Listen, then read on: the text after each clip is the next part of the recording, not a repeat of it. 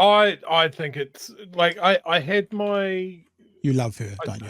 not concerns, but my questions yesterday of, it's such a high bar to clear to take a case of defamation. Yep. I think all the boxes are ticked. It'll still be hard I because think it the is case hard. has been really clearly stated.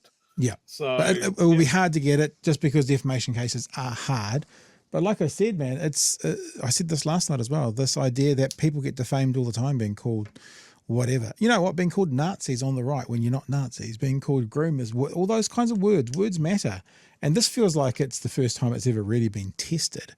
So I'm actually, it's going to be, so it's not going to probably work its way out until the end of next year, unless Brian Tamaki, which of course he won't do, considers settling out of court. That would be a way to make it go away. But that would also be a way to paint hypocrisy, thy name is Brian, on his forehead as well. So yeah, that was, I don't know if it was quite an exclusive, but I mean, I spoke to Sunita after she had lunch, and then she was driving back home for 4 or 5 or 6 hours, whatever it takes in the car. So maybe it's the first place to hear from her other than her own stand-up outside the house. Can you hear banging on my end, by the way? Yeah, a little bit. I think someone's doing Irish dancing upstairs. Talk away. I might just text some young people. Hey, you fucking kids! Shut up! Look, Brian, I know you're listening. I know you're a big fan of the show. I guess there's a phrase that comes to mind, and in your case, Brian, I hope it's shown to be correct. The dildo of consequence rarely arrives lubed. Oof. Something to think on there. I'm just writing, can you guys stop the Irish dancing, please? Send. Or get it on camera. Yeah, I'm. It's intriguing.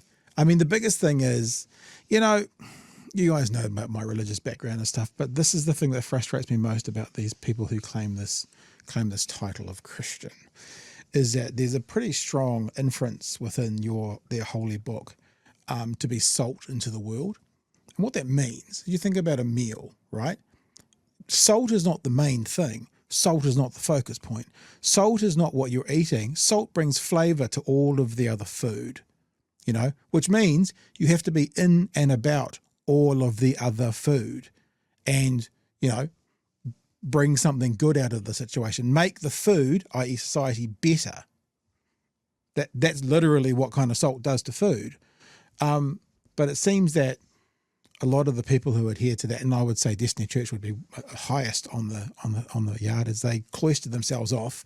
They are actively not a part of society, and they're trying to tell society all the time what to do and how to do it and how they're wrong. It's just completely contrary, in my opinion, to the basic premise of that faith altogether.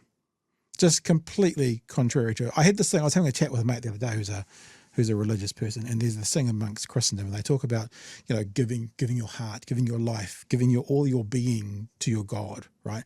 And I think people like Brian Tamaki and Brian Tamaki's church, what they do is they give their being or their heart or their life to their church. So in other words, they give everything to their church, to the people in the church, to the buildings itself, and therefore that's the central focus of them.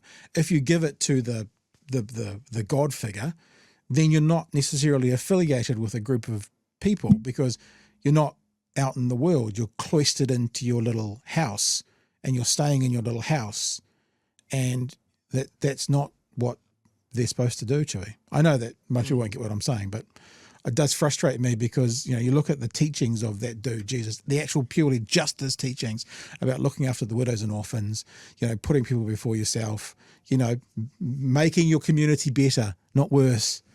And I don't find many churches are good at doing the exact tenets of what they're supposed to be doing. And this is the worst case example. Sorry, I'm finished my rant.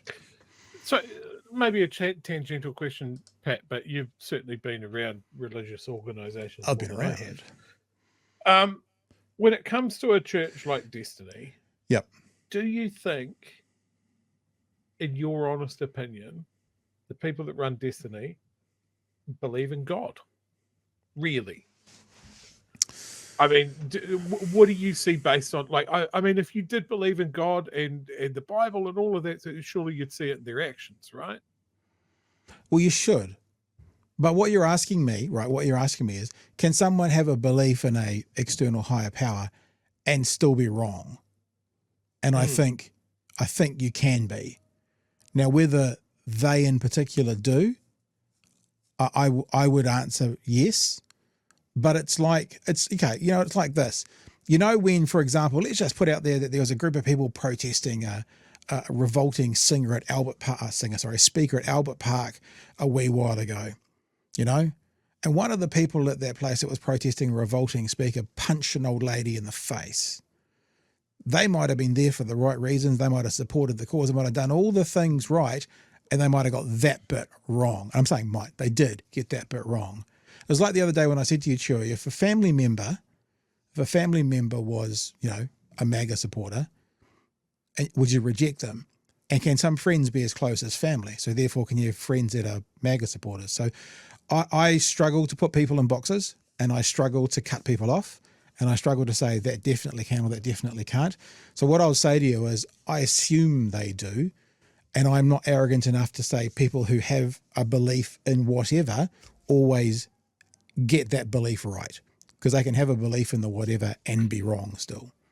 I guess it's just, with what limited knowledge I have of the Bible and Christianity and that sort of thing, there is so much that runs counter to what Destiny and a lot of these evangelical churches, the mega churches, do. Agreed.